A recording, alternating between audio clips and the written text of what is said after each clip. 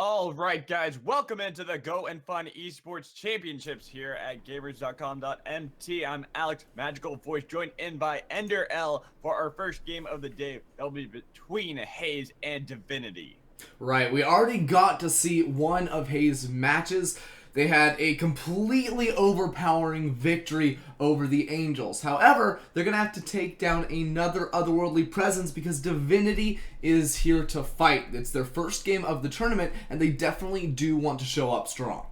Exactly, and what better way than to show up strong against a team that is considered one of the strongest here in Haze. We are getting into the bans already, as we've seen Aurelion Soul and Graves taken away by Haze, and then the Camille and now the Fiora banned away by Divinity. And it is worth noting here that we are on patch 7.6, so it was one of those lighter patches. Not a whole lot of champs got buffed or nerfed, but there is one new guy on the Rift. It is Galio. So we'll really have to wait and see. Will teams want to pick this? Will they want to ban it? Because it's really only been out for about 8-9 hours now. Forever in my heart is old Galio, but yes, we do have a new champion on the Rift technically. Has a very new kit, much more of that Vanguard initiation type champion that they've really wanted Galio to be, but now we have the Lucian banned away by Haze. The last band still to be determined by Divinity, gonna be that Shen in the top lane. Absolutely, just 3 top lane bans straight away here coming through for Divinity, and that's no real surprise. Pancake Puff is the highest ranked member on his team. He looked fantastic last week, but even when you do ban all these top laners, there's still picks like the Rumble, like the Renekton up there that Pancake Puff can try to carry out of the top lane on. Exactly, and it leaves picks like the Lulu open for the support lane. Worker's going to be able to have his hands on that, but we see on the other side, Divinity have already chosen themselves a top lane champion in that Nautilus, as well as giving KMS on that Rengar, trying to see if he can do something really cheeky in the jungle. Right, and Graves, the number 1 jungler on this patch, still, it's banned away. Rengar probably going to be the number 2, so even though there was the big Lulu pickup, they're going to steal away that Rengar, not only because it's super powerful, but if Haze were able to pair that up with the Lulu, that is almost an unstoppable combo right there. So I think that Divinity are going to be happy to get that trade, get transparent on something tanky, the Nautilus, and have a more carry-oriented jungler for KMS. Yeah, it does appear that way, but on the other side, we see Haze locking in the Warwick, as well as that Ashe in the bot lane for Asmalex. Yeah, and I like to see the Warwick paired up with other forms of crowd control. Everyone's seen the Warwicks with their ultimates, but if you have an Ashe arrow to start that engagement off, you lock someone down and then layer those CC effects over one another, all of a sudden that is a very dangerous combo to play up against. And because Ventus just locked in the AD carry Jhin for himself right here, that champion has no mobility. It's not an Ezreal, it's not a Caitlyn, so if he does get caught out by one of those high impact abilities, he is going to drop. Yeah, that he is, but there is the new Warlord's Bloodlust that has been buffed here on 7.6 that really has, at least from what I've heard, from what I've seen floating around in the circles, is that it really is great on the Jhin, and it gives him even more movement speed than he had before. So late game comes, he does that last crit, and if it's timed up with that Warlord's Bloodlust, he moves way too fast for a Jhin to possibly move. Yeah, and if anyone's wondering about the new Warlord's Bloodlust, basically the gist of it is that it doesn't take into account your opponent's armor anymore. Before, it used to just be a flat lifesteal number. Now it just gives you a flat amount of HP based on a percentage of your attack damage. It can crit, so that's what Magic was talking about. With that 4th shot from the Jhin, it can work. Deathfire Touch is still an option even after the nerfs, just because you build so much raw AD on the Jhin, but now there's definitely options for him and a lot of other champions to grab. Exactly. But now going into the other picks that we've seen, Karma picked up for the bot lane of Divinity. Not too surprising, as there was the Lulu picked up by Haze, and then the Kled in the top lane, as well as the Ahri in the mid lane coming out for Haze. And Kled's one of those champions you see here and there scattered in and around, but up against tanks in the top lane, he just does fantastically. If he ever gets knocked off of Skarl, you just fight to get back up there. If you're against a tank, they're not going to be able to burst you down while you are not up on your mount, and you have free time to just whack away and get that one charged back up. At the same time, your entire kit just allows you to dash in, dash out, and abuse some of these tankier top laners that can't fight back quite as well as the Kled can. But not just the tanky top laners, we also see the Vladimir in the mid lane going to be a little bit more of that tanky kind of champion in the mid lane, but doesn't necessarily have that burst, that pow that you really would want when you have a Kled on the other team to really get him down, like you talked about when he doesn't have that Scarl.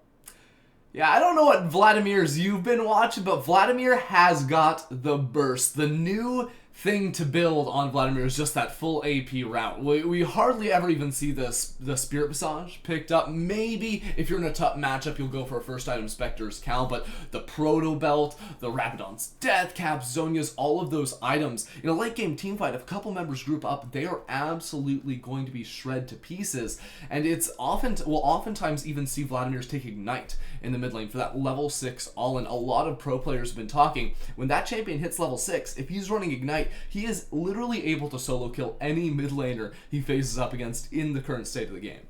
Very true, as we do see the Ignite picked up by Starforger in that mid lane for the Vladimir, who's definitely going to look for that burst. The thing I like to see is that Ruby, with that Warwick, has taken the Ghost. For those that don't know, Infinite Duress actually scales based off Warwick's movement speed, so the faster you're going, the further he can leap. Yeah, and I'm actually really not a fan of the Ghost pickup. Ghost on a lot of junglers, well, it can be strong on something like the Olaf. I'm not a huge fan of, because all of a sudden now you have no real way to escape. So because he's taking the Ghost, sure, he can get the longer range of his ultimate, but you can also use Flash in that sense. Go Flash into the Infinite Duress, get that sort of quasi-extended range, and even be able to reposition yourself during that.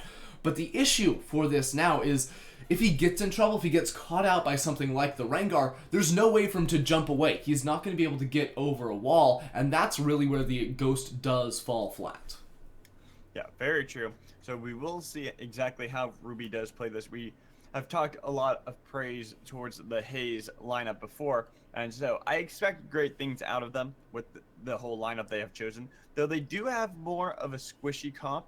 Sure, the Kled and the Warwick can build more of that Bruiser type. It's not necessarily a true tank.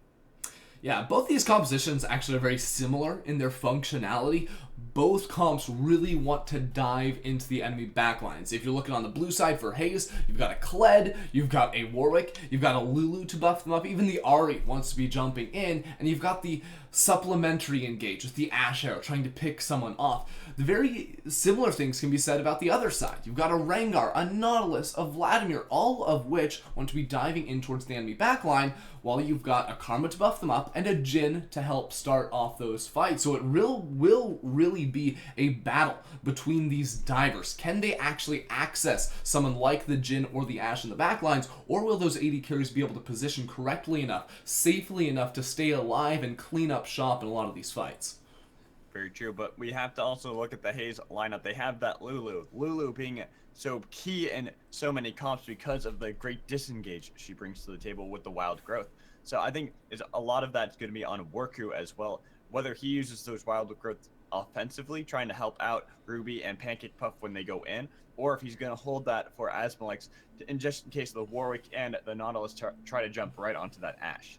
Yeah, definitely a lot more decision making you have to make with the Lulu when it's compared to something like the Karma. Karma, you press R, then E, everyone gets a shield. Everyone's happy on your team. The Lulu, even though her individual shields, her wild growth is going to be a lot more impactful than, say, a Mantra E onto an individual target, she really is only able to save that one. Then everything goes back on cooldown, and she does have to play her cards right. So when you are looking at a lot of these backline divers, that may actually seem favorable. If one person is getting bursted down, that's going to be very beneficial to you. But then you've also got the Vladimir on the right-hand side of the map. All that AoE damage is going to make it hard for Lulu to pick and choose in these fights who stays alive and who dies.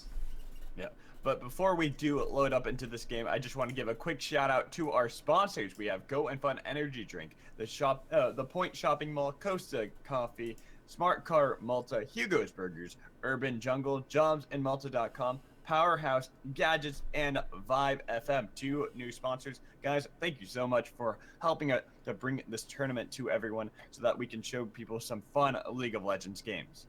Absolutely, and you were correct. It is the Warlord's Bloodlust on the Jhin, so we're definitely going to be tracking the energized passive on him, see if he's making the most necessarily out of that ability right there. Exactly, as we are finally loading up onto the Rift, though we have our nice little delay that the spectator client now gives us. Actually, have you ever noticed that when this happens, you actually can see the health of the fountains? The health of the fountains? Oh, I did not notice that. Everyone, you see that up in the sort of top right corner right there? Yeah, little tricky effect that when and that only happens and it's in that gone. little delay, and it has what you gonna do? 9,999 health. So if you guys ever wanted to kill the fountain, you know exactly how much damage you have to do. Yeah, that's a lot of health right there. You got to burst through. I'm not thinking that's happening unless you're plus 2,000 AP Vigar or something of the likes, but that's not the issue at hand here, is it, Magic? Not at all. We are getting into the game between Haze and Divinity. Can they have a divine intervention in this game and be able to take down the powerhouse that is Haze? We're going to find out here right now as they all gather up in the bush.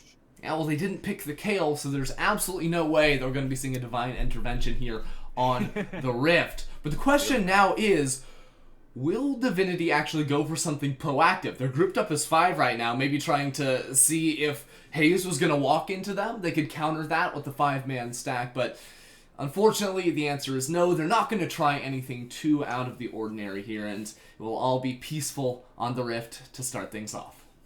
Yeah, I think they were giving a lot of respect to Haze and what Haze can bring to the table in the early game, thinking that maybe the Warwick was going to go for that early invade, because Warwick, he'll stay very healthy. As in fact, you see that he didn't even take any potions, went for that rejuvenation bead instead. Yeah. That's the norm here on Warwick, just to build into your very early Tiamat. Then typically it's going to be a red smite plus Cinderhulk into the full-on tank build. Eventually you'll get a Titanic Hydra, but that's really only going to be your damage item. And going back to what you said, Ruby with the counter jungling, that's not really an option, especially because he's running this Ghost. Again, with the Ghost, going for those offensive plays inside enemy territory is a lot more risky. You're not going to be able to escape from something like the Bolitas if Transparent roams down. If you were to invade over on the red buff side of Divinity's side, there's just no real way to escape. And as such, I think he's going to play it a little bit safer here in the early game. It does seem like that is what he's going to do. And I actually love new Warwick, to be honest, and I liked previous Warwick. I thought he was a little bland and a little boring, but the rework, this is one of those few reworks I really actually think made him more fun and more interesting as a champion. I mean, I'd venture to say that pretty much all the reworks make the champions more fun and interesting. You got Poppy, for example. You got that giant hammer to just send everyone packing. And I know the old kit was busted, and that's exactly what you're about to say. But as far as functionality and the interesting usages of a lot of those abilities, I think definitely Riot has been going in the right steps with a lot of these reworks. I just loved old AP Poppy, AP Scion. I miss the Hey, days. support Scion got a quadra kill in the LCK last night, so I don't know what you're looking at.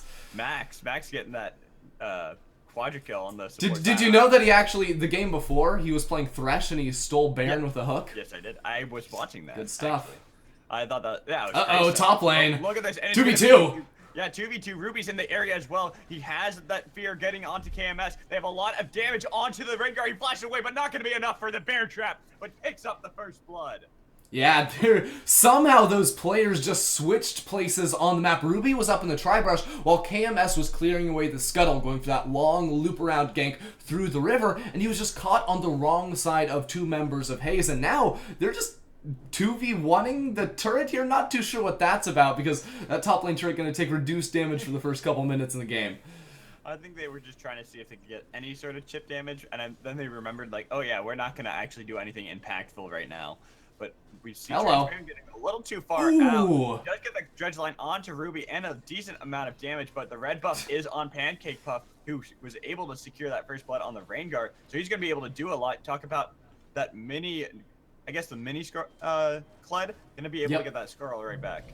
Right, that's the power of it right there. And a little bit unlucky. The dredge line didn't quite pull Ruby in underneath the turret. Otherwise, that very well could have been a kill right there. But all in all, I don't think that's going to hurt Transparent too much. Other than the double buffs on the Kled here, that's obviously an issue, and he may be in trouble. Oh, he is, but gotta love the dredge line so long as you get that tossed out. It doesn't matter if you get pulled back, you're gonna pull yourself right to safety. Yeah, if it connects with the wall, you will go through with it. Very similar to Camille's hawk shot, or not hawk shot, that's an ability of Ashe, but the hook shot, rather. The first part of that cannot be interrupted. Oh boy. Alex has to use the heal, he flashes. Oh no! Ventus getting taken down. He went a little too far as well.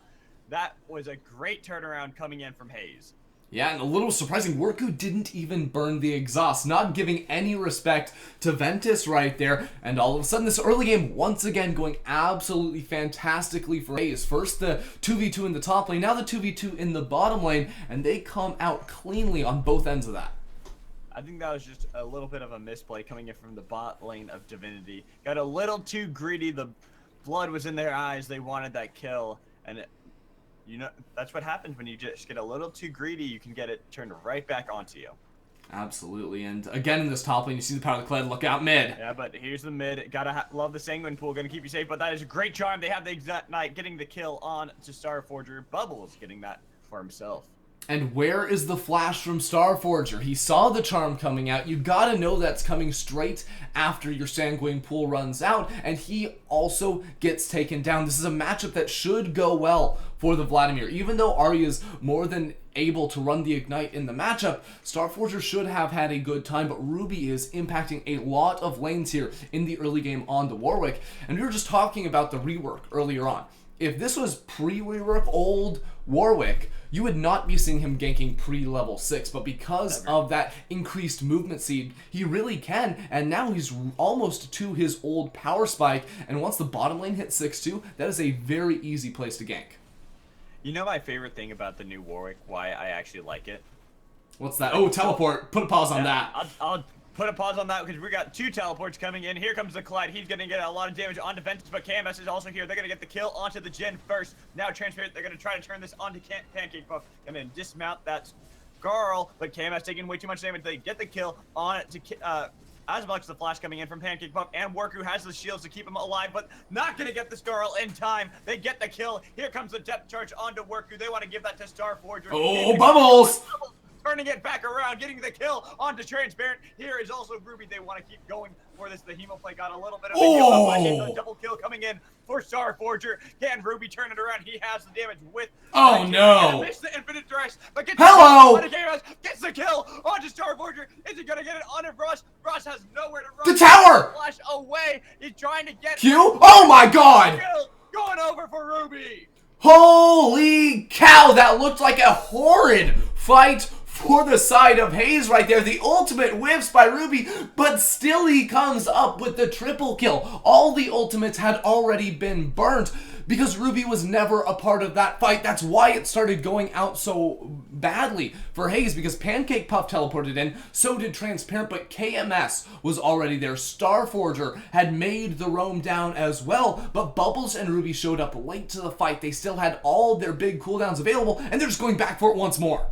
Here comes the charge. They're looking for Ventus. They're going to knock him up. They have the damage. Easy done. There goes the Jhin.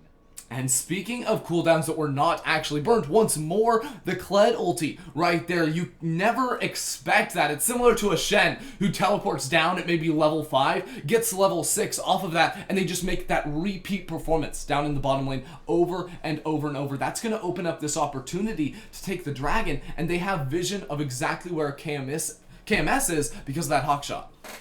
Exactly. That's the thing about Ashe. She brings a lot of power because of that utility in her kit. Why a lot of people love having her, especially in the higher levels of competitive play. And it's actually going to be the quote-unquote Korean Ashe build right here with the Blade of the Ruined King. Everyone just loves that item. If I had to guess with this build, he's going to be going into the Black Cleaver as a second item, getting some utility, some CDR right there too. Yeah, but in the mid lane, we see Bubbles doing a lot of damage. Wow. Not going to quite finish off Starforger, who did have that Sanguine Pool to keep himself safe for now. Yeah. But he took a lot in that exchange. And the ignite from Bubbles was on 5 seconds left until it was back off of cooldown. If that attempt right there from Bubbles had just been slightly delayed, that would have easily been the kill. Applying the grievous wounds, cutting down on the regeneration right there from the Vladimir. But still it's enough to force him out of the lane. To bait out, the Sanguine pull and deny minions to that turret. Yeah, it's, as long as you can pressure someone out of lane, that's what's most important, because with the fact that we've seen a lot of these more defensive summoners falling off, such as the teleport, such as the ghost, such as the cleanses, a lot of times you actually see these mid laners having a lot harder time in the matchups like the Ahri when they're trying to be offensive. But now we see Ruby going into the top lane. He had the depth charge on him, so the infinite address was canceled, but they have a lot of damage. They get the kill onto Transparent. Yeah, and KMS is down bottom lane. Yeah, he's using the Thrill of the Hunt. He wants to get onto Asbel. Great Crystal Arrow being used. Worker going to use that Wild Growth to stop a lot of the damage from KMS, but the pull is going to lock him down. There goes that Lulu. Oh, Starforger is here, though he's going for the collapse here. Osmolex does have Flash available, and the rest of his team, they're trying to burst down the top lane turret, which they do succeed in, but they are at risk of being dove down in the bot lane. Yeah, but first brick gold going over to the side of Haze nonetheless, giving a lot of that gold to that Kled in the top lane as well as to that 4-0 Warwick. Right, and it will be matched here down in the bottom lane. That turret will eventually go down, but the dragon was already taken previously, if you recall. So now, Haze are just running away with these neutral objectives. The Rift Herald will be their next decision, and it remains to be seen whether or not they give it to the top lane Kled or this 4-kill Warwick. Yeah, it will be onto the Kled. I'm actually kind of glad because Kled is one of those champions that definitely can make use of it. Usually you see that given to really aggressive sort of top laners, like the Fioras, like the Camille's, because it gives her so much more dueling potential, as well as just being able to push the lane even harder. Absolutely. It is the right decision, probably, too, because he's going to be the one splitting in a side lane. KMS is going to be the guy trying to gank down onto him, but for now, they're grouped up mid trying to get yet another turret for themselves. Yeah, but KMS is here. That's going to be the damage on the Starforger. They have the Ignite going on to Starforger, but Pancake Puff and Bubbles have to be careful. Here is that Curtain Call not going to be able to pick up anything. The Bulla did lock up Pancake Puff, but it was not in the Curtain Call area. So he was not. Whoa, flash hook! Flash in from Transparent. They're going to lock up Bubbles, keep the CC chain rolling. But here comes the Infinite Dress on to Raz as we see Worker in that line trying to see what they can do on his Starforger. They're trying to get the Scar on. Not going to be in time. The Hemoplay gets the kill. Here comes the Thrill of the Hunt to try to see if they can pick up a kill on anyone that go on to Ruby. He has a lot of damage though. KMS has to flash out of there. Ruby still trying to turn it around with the lifesteal, but Transparent will knock him down. Oh, the arrow! Oh! Will lock him down. Will Worker get the kill with the Glitter Lance? Yes, he will. He wants to keep going on this Lulu onto Transparent, but he is pretty tanky. Gets himself to the tower. Yeah, if only the Rift Herald was on Ruby right there, maybe he could have actually picked up more kills for himself, but still, that ended up being virtually even as far as a trade. Pancake Puff, Ruby did so much work in that team fight, and it's a little bit unfortunate. The Wild Growth from Worku was just barely back off cooldown, so he wasn't quite able to save Pancake Puff's life, instead used onto Ruby, who did make fairly good usage of it. But the targeting was just a little bit split, so there were a lot of low HP members, but not a lot of kills at the end of the day. Yeah, but all that truly matters is if you have pressure on the map, and Haze still have that. Got themselves that tower in the mid lane, going to be able to get that gold lead up to almost 4K in their lead, and you can see that with the items that are starting to be picked up on their side. Speaking of items being picked up, KMS is going for a very peculiar Rengar build. He's got the components of old Black Cleaver, the components of new Black Cleaver, and he doesn't actually have a jungle item right now. Of course, the Caulfields will eventually go into the Warrior, but for now at least, we're waiting to see whether or not he wants to finish that Black Cleaver first, which is what it appears to be right now. Yeah, definitely very peculiar build. You were right. Looking at that, maybe he forgot for a bit that Black Cleaver no longer builds out of the Coalfield. I mean, that's just going to go into the Warrior, right? So it's not like it's a huge mistake. The strange thing is that he's not actually finishing his jungle item, and that's actually something we saw a lot of back in the day on the Rengar, where you'd build a Tiamat and then just full armor penetration. But nowadays, a little bit less common and really unheard of in competitive League of Legends. Another interesting pickup is Pancake Puff actually went for that Ravenous instead of going for the Titanic. I thought he was going to go for more of that Bruiser build on the Kled, but no, he opted for the complete split push package. Yeah, I mean, I'm a big fan of that up against tanks. You basically just can never die. Although I would have liked to see him complete the Black Cleaver before that, because Transparent obviously has a lot of armor at the moment. But with that pickup, he's just very easily able to shove in the wave's top lane, and then maybe look to make plays around the rest of the map with his teleport or with the charge. Yeah, and he definitely is going to keep going on to Transparent. And sure, he has the armor, but Pancake Puff is doing a decent amount of damage with that Rift Herald buff as well under his belt. That's an ulti from KMS. It's 3v4 though. But they got the arrow on to that Rengar. Here comes the Infinite Duress on to Ruby, trying to get KMS down. They're trying to use that Wild Growth as best they can. They do pick up the kill onto KMS. Now Starforger has to use the Sanguine Pool, get themselves out. Here comes the charge in from Kled. Not going to connect on anyone, but that will be the charm connecting. The Spirit Rush picks up 2 kills, and now they're chasing down Roz under the tower, but still have so much pressure, even though Transparent did teleport down here as well. Yeah, they're just waiting for the minions right now. They may just go. Skarl is a great tower diving tool because it does reset aggro when you are dismounted. And Roz is recalling. He may just leave Transparent to his own devices here. Yeah, but they really can't. We see that the minions are about to come in. They got the good pick onto Asmalex, but Transparent taking way too much damage. They get the kill. Skarl will be popped. The minions will show up just in time. Raz is going to go down, and that will be the tier 1 in the bot lane falling as well. Yeah, and even Bubbles is shoving in the mid lane, but that entire fight started off in such an awkward fashion because Bubbles and Pancake Puff, they were trying to 2 versus 1 Transparent. They were on the complete opposite side of the map at the same time that the second Drake of the game was spawning. So Divinity had the clear numbers advantage, 4 versus 3, but they didn't know exactly where Bubbles was, so they were hesitant on the call. They were backing up rather than trying to force the team fight, and that allowed enough time for Pancake Puff to teleport on in, for Bubbles to rotate and just clean everyone up on the back end of that fight. Yeah, and you can really see the vision and how it's playing a massive part in this game.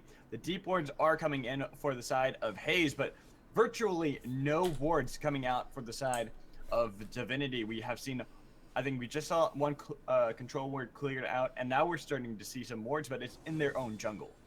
Right, and you're just looking at the 4 control wards on the map right here from Haze. They're very neutral wards, just straight cutting down the middle of the map. Now that they have this large advantage, 7,000 gold, 2 dragons, 3 turrets, they're going to want to start pushing that deeper and deeper into Divinity's jungle. Make sure that they can start stealing away the camps, catching out members by themselves, and potentially even rushing down a Baron later on because they do have the power of the Mountain Drake to make that an option.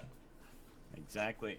And with the next Drake that's spawning going to be an Infernal Drake, could give a lot more pressure, especially in these team fights, to the side of Haze if they do pick that one up before they go for that Baron. But here comes the arrow on to Ventus. He's going nowhere. There's way too much lockdown onto that poor Jhin.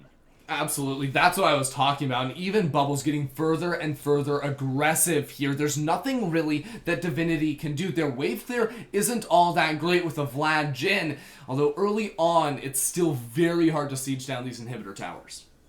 Yeah, it is, especially with Starforger being there. He does have that proto belt built, so if he wants to, he can use that as more of a wave clear tool, even though that would kind of be a waste of that burst potential that the Vlad would be able to have.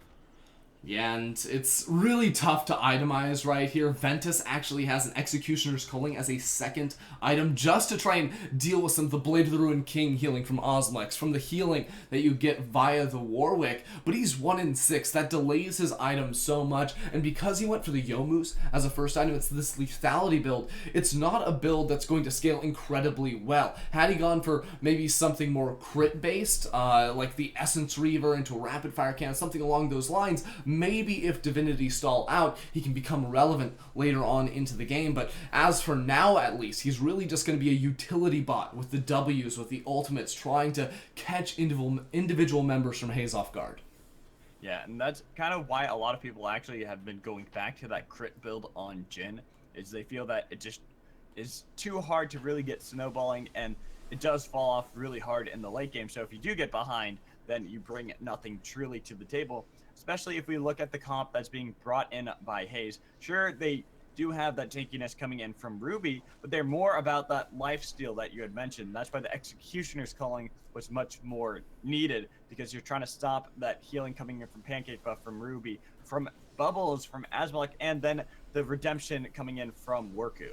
Yeah, still there's a huge difference between building an Executioner's Calling on a champion like a Jhin, who gets auto attacks off at such a slow rate, than something like perhaps an Ashe that would build Hold Up KMS in trouble.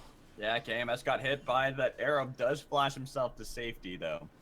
Yeah, but going back to that point, it's a huge difference than an AD carry who would build perhaps a Runon's Hurricane, applying that to 3 members apiece during those team fights. So Ventus really is going to struggle to hit that, although when you have Ruby diving onto your face, that's really the only guy you're going to be focusing down, and probably going to be why he really did wind up picking that item so early on. But at the same time, you've got the Black Cleaver Rush from KMS. That, in theory, would be very helpful if your Jhin was doing well for himself, but because he's on this 1-6 scoreline, he's not going to be doing all that much damage, so the Black Cleaver is going to be much less effective as a utility tool for your team. Yeah, and even looking at the pickup of Jhin in this comp in general, you talked about it in Champ Select, how he's very immobile, and you do have that really great initiation potential coming in from everyone on the side of Haze, and that is just shown why the scoreboard looks the way it does for poor Ventus over there on that Jhin. And just look how sad this is right now. The Baron is being taken right now, but there is a ward in the back. KMS, Transparent, the rest of Divinity know this, but bottom lane, they're just shoving. Wow! Yeah, but that is going to be that Hemoplague picking up the kill. Now we see Pancake Puff a little too far out by himself. Depth Charge coming in. That's an Infinite Dress, but it's landing onto Transparent. Not the person you want to go for. They're trying to get the kill onto Raz. See if Ruby can pick that one up, but he's going to get locked down. He will finally pick up the kill, but he falls. So does Pancake Puff. So does Bubbles. Horrible turnaround on the map for Haze. Oh no, that might have been the time for Divinity to try and rush to that Baron. They picked off 3 members of the enemy team. The 3 members with the highest kill percentage, the highest gold invested into them. It was really only Osmolex and Worku who could have tried to prevent that, and there's definitely no way to steal that Baron, but they don't make that aggressive call. There is the chance that, of course, you get 2v4, things go horribly wrong, but also you have to sort of count your victories in the sense that it's going to be very hard to get picks like that in the future. That may have just been a fluke here for Haze, so the Baron still is an option for them now that you haven't tried to force the issue around it. And that is the problem when teams do win these fights when they're at a deficit. They don't have that pressure on the map, and they feel that if they go for these things, that they're just going to throw the game. But like you had mentioned, you have to get objectives under your belt when you win those fights. And if you want to make a comeback, otherwise, Haze is just going to play it a lot smarter, a lot more methodically, and just go for the win instead of trying to make those risky plays. Right, and you see right here, there's no way to actually contest here around the Infernal Drake. It's an easy pickup. You've got 4 damaging members, building raw damage almost in a lot of those cases, minus perhaps Ruby out of the jungle, but it is still a ton of damage, a ton of buff right there that you're going to have to deal with, and in the future there's going to be more and more dragons. They're going to be very easy pickups for Haze. Exactly. So if you are watching this from Divinity's point of view, they really don't have that pressure on the map. Sure, they do have some wards trying to just spot out any of the movements in their own jungle coming in from Haze, but where do they really need to look in order to make a comeback? Do they need to win another fight like that and then go for the objective, or is it purely about just trying to stall out the game, wait for any sort of misplay coming in from Haze? That's going to be it. Trying to get a solid team fight. Maybe if Haze try to force down that Baron, if they can get good vision around that objective, but they cannot get picked off. Yeah, that arrow was flashed away by Ventus. Very smart move on his point, because like you had mentioned, getting picked off is a death sentence for your team. Right, but it's a difference of 5 minutes cooldown on that flash and a 75-second cooldown for Osmolex now that he has the Kindle Gem, now that he has some CDR underneath his belt. So that play will be done once more by Haze as soon as that ability is back up, and that makes it much more difficult to actually position around the Baron, which now has gone completely dark. Because Haze drew Divinity's attention to the bottom lane, all the wards have died out over here, so all of a sudden it's very risky business to try and get some wards down. Yeah, as we do see that control ward being placed in the back of the pit. I believe that was placed by. It was transparent or KMS or maybe even Roz. Doesn't matter too much. The fact of the matter is that the ward is down there. There's no control wards on the map in that area or in the inventory of Haze, and this is actually a big mistake by them. You remember those 4 control wards I pointed out maybe 10 minutes ago? Those are still in the exact same places. This is a classic mistake a lot of players will make where they go, hey, we've got a control ward on the map, so now I'm not going to build another one until that actually dies, and that's the wrong attitude. Very true, but we do see Ruby going to try to see what he can do to Transparent. But Transparent's tanky enough, and Ruby's tanky enough where the damage actually isn't that high from either of them. Yeah, it's very difficult to actually solo kill the Nautilus in a side lane, even if you do actually have friends, but just forcing these waves back. Again, regaining control of this area of the map is exactly the right decision that Haze need to make around here. That's what they're doing. Yeah, they got the arrow going onto KMS. They're going to have the charm as well. A lot of damage onto that Rengar, but he's still alive. Bubbles taking a huge amount of damage. He's down! Fall, but here comes the charge from Pancake Puff. They get the kill on it to Transparent, even though they did lose their Warwick. Ruby fell in that fight. 4 people still alive on the side of Divinity. Hey, and Divinity win the team fight 4 for 3. Sure, their HP bars are a little bit low and they need to recall, but taking those even or winning fights is exactly the right mentality that these guys need to be going for. And the Vladimir, it is absolutely huge in these team fights. Even though it got killed early on in the lane, he still got 5 kills under his belt. With a Morellonomicon build, you wouldn't expect him to deal all that much damage, but hey, it's that grievous wounds he's applying to the Warwick, even to Ahri's passive, cutting down on her healing. While I don't agree with it, he's still doing the damage he needs to, and the teamfight worked out for them in the end. Yeah, and he is building that magic pen with that hunting guy. He's going to be pathing towards that Leandries. Give him some more burn, really try to get through the health bars of Ruby and Pancake Puff as best he can. But now with that, I honestly would have liked to have seen more of an aggressive ward line coming in from the side of Divinity to really be able to mitigate this Baron start coming in from the side of Haze. But really, they weren't able to get as much pressure on the map as they would have liked to. Right, Divinity have proven that they've been able to win a couple of team fights in a row. That will instill a ton of confidence in these players, and all of a sudden Haze are going to be a lot more cautious to the fact of making plays, or will they? Here comes the charge. They land the arrow onto KMS. They oh kill no! Him instantly. They weren't afraid to go in on that at all. They go straight to the Baron now. They picked off the jungler. What are you going to do? KMS having a tough time getting caught out by a couple of arrows in a row, and now they have to force a team fight down a member 4 versus 5 because there's no possibility of a steal. We have Transparent pathing in the back line. He gets the dredge line onto Bubbles. Here comes He's the just They dead. have a lot of damage onto Transparent. They knock down that Nautilus here. Starforger right in the middle of it, but the Redemption's going to heal up all the members on the side of Haze. They lose their Vladimir. They lose everybody. This should be the Baron picked up easily unless we see a miracle still coming in from Mirage, but he's being flashed on by Bubbles. He's going really hard for that, wanting to get rid of that Karma as best he can. And after the pick, just complete disarray in the communications here for Divinity. You saw Transparent. He wanted to go in so early. He was there before everyone else on his team. Then Starforger went in at the same time. Where was Ventus? Where was Roz? Those guys were on the opposite side of the Dragon Wall. So when we said they had to make the decision, either give up the Baron entirely because you can't steal it, or go for a team fight, they didn't do either. The arrow onto KMS. They have so much damage. They burst that Rengar once again, knowing that he has no way out of that. They're going to get themselves this inhibitor very easily off the back of that. KMS once more getting picked off, and you see in the top lane there's actually a large amount of minions there as well. So if Haze wanted to continue this power play with the Baron, with the 5 versus 4, they very well could have, but instead they're going to set their sights back towards the Drake. They already have all the pressure in the world, all the time in the world with the super minions in the mid lane, with the Baron, to take yet another inhibitor later on after they get a good base in.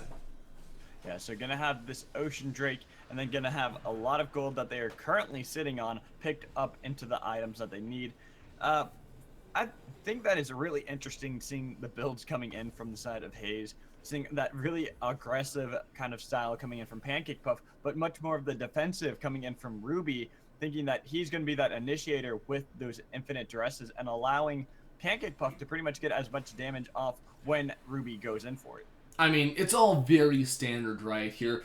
The Kled, very similar to Camille or any like Aurelia picks, these aggressive carry-oriented top laners. They're going to build 2 damage items and then get a Guardian Angel to make sure that they can actually stay alive in the team fights. I think maybe the most surprising one would be still this very standard Warwick build, but he's got 10 kills, 10 assists. He's got so much gold, and that's almost taking away from the rest of his team because he's about to hit 5 items, cap out on 6, but right now they're just trying to close this out while he is still an unkillable, high damage dealing menace. Yeah, it's going to be interesting to see as Ruby is out a little bit, going to be locked up, but he can take a lot of damage. That's going to be the charm landing onto Transparent, having to flash away as Pancake Puff came on the other side. That's the arrow onto Roz. They have the charge damage. They get the kill onto that Karma. The disruption coming in the backline from Pancake Puff. They pick up everyone in that backline. Transparent going to be the next target. He falls. Ventus flashed himself to the tower, to the fountain to keep himself alive as the rest of his team had fallen.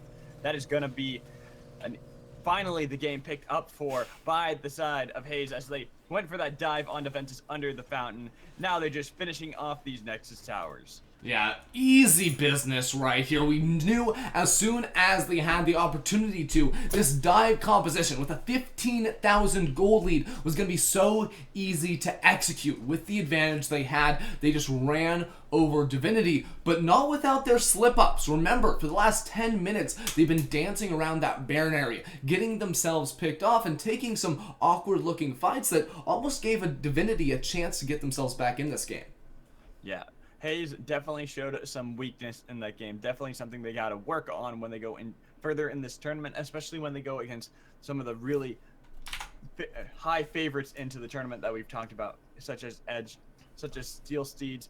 It's going to be really interesting to see if they can play better in those matchups when they really do have to worry about it, or if maybe they were just playing the CLG way where they play to the skill cap of their opponents. So when they play the worst opponents, they feel like they themselves play worse, or when they play the best opponents, they feel like they play the best. Right, and this is still week number 1. Don't get us wrong here. But Haze have been a team that's been around for a while. We recognize the name, so we definitely do come in expecting a high standard from them. Still, it's a 30-minute victory. That's nothing to be ashamed about, and we do expect good things with this team moving forward here in the GO&FUN Esports Championship. Now, we are going to throw it on over to a break before we get into our second match of the day, so don't go anywhere and enjoy some good old-fashioned tunes.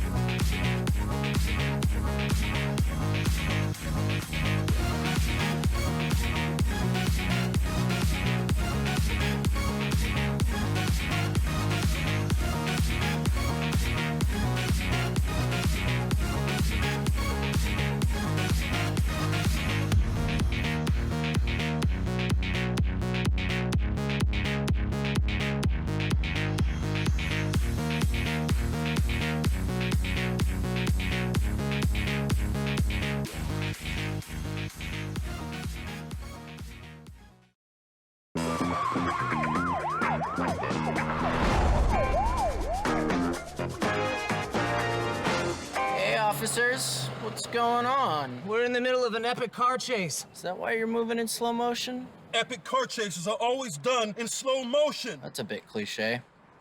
Going for a donut. Donut.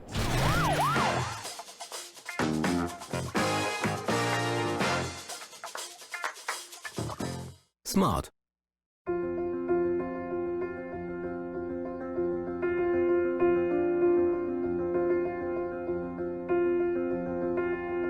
The moment the juice gently drips down your patty. When your taste buds meet real wholesome meat, that's when you know you're in a point of no return. You realize you're lost in the pleasures only a true meal can offer. You're lost, but you sure as hell don't want to be found. Hugo's Burger Bar. Let's burger like never before.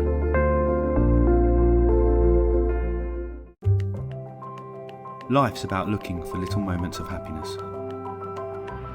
Moments when we come out of the cold and into the welcoming warmth. Delicious leisurely mornings or long lazy afternoons where we dream sweet dreams and take the time to finally be ourselves. When you find these little moments of happiness, life becomes irresistible, a journey to be enjoyed. And Costa is there with you, every sip of the way.